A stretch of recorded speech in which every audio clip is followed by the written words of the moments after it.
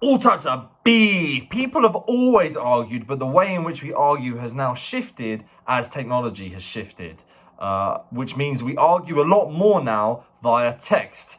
Text is a really useful communication tool, but that's just it. It's a tool. It's not designed to completely replace this intricate and complicated communication system that we have evolved with for thousands of years. The weaknesses within texting become very apparent when we have very delicate conversation, such as arguments, because it's very easy for things to go wrong. And here is a list of reasons why text fails under these delicate conditions. So firstly, it allows you to just emotion dump in a way that you can't so much do in real life, or it's harder to do. So let me explain. In real life, it's much easier to realize when you have crossed the line with what you've said. You can see it on their face, you can see it in their body language, you can see it in their reaction, their instant reaction. Whereas on text, you can emotion dump, everything comes up, how you're feeling, and you don't see how the other person reacts. And because you don't see that, you don't so much realize that you've crossed the line. And not only that, but because you can't see they're sad, what you get back tends to be more aggression and more anger, so you don't even realize that you've crossed the line with them. And thus, because they've done that, they might cross your line, and then it's just this cycle of emotion dumping comes out, and then, feelings are more likely to get hurt. Whereas in real life, I think people are, not to say that that doesn't happen in real life, but it's just harder to get to that point.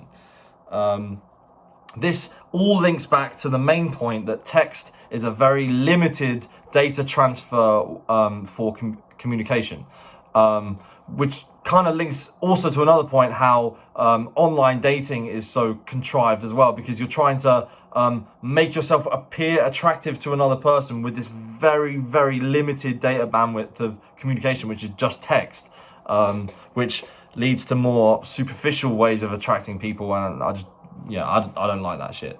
So another reason why arguing via text is so bad is that when you meet someone face to face to sort and resolve a problem, you both kind of have made the effort to get there, and you have this feeling that by the time we leave, ideally this problem that we've made the effort to meet up for could at least be somewhat resolved.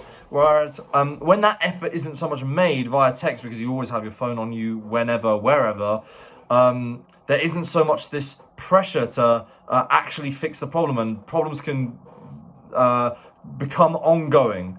And hence why I find that if I ever have a problem with someone, I'd much rather meet them face to face, because not only can we read each other better, but also by the time that we both leave, there is a bit more of an effort to actually make sure everything is resolved and fixed.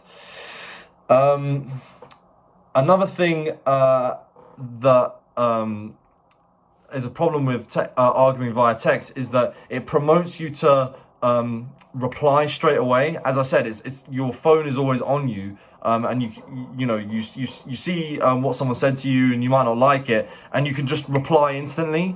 Whereas if you decide to, if you have a problem with someone and then you can meet up with them later, you can calm down. You can get what you want to say clear in your head. Take the emotion out of it, and talk about the actual problem and your issue itself, and isolate that.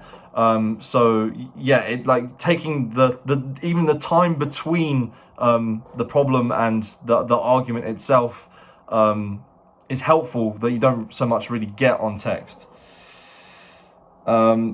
Another a bad thing about arguing on text is that it means that the things that we say are kept on record, and we have all been in the heat of arguments before and said things that we don't mean. It's not what we actually think or feel, or it is, but it's an exaggeration of it and can be taken out of context. But at least when it's said, it only really exists in the memory of people. Whereas when you argue via text, you might say things that either you don't mean or are an exaggeration of what you mean.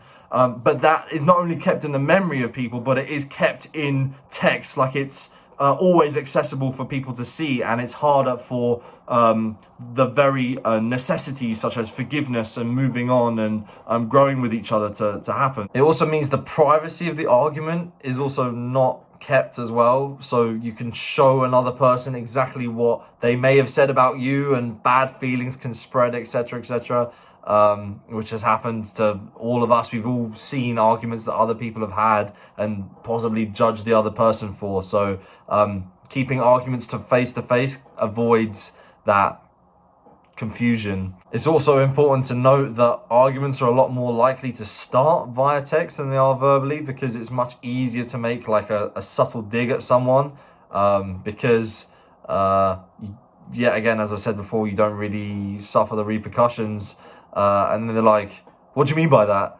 And then the whole fucking thing blows off. Whereas yeah, I think it still happens verbally, but it's just a lot more unlikely. So having realized all this, moving forward, I'm now going to try to be as mindful as possible. So if I see something getting heated on text, I will try to take a step back from the situation and say, look, can we discuss this face to face at a later time? I'd still even rather wait and do that rather than instantly have a phone call. I still feel, although phone calls are an improvement on texting, it's still got that sort of detachment thing that I was telling you about. I still would rather be sat in front of someone and able to, for them to fully read me and for me to fully read them.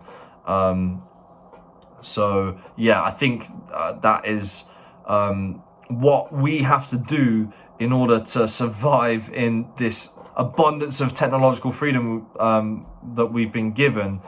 We need to discipline ourselves and limit the amount of freedom that we've been granted. Hence why I also have the message that I've made previous videos on this channel about, which is that we need to really limit our social media usage, because we've just been granted all of this access to everything, and we've not questioned whether this is actually genuinely useful and how we can use these things and appreciate that they are tools and not a replacement.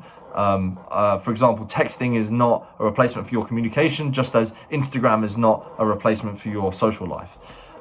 So yeah, that's everything I wanted to say in this video. Thank you very much for watching. Stay offline.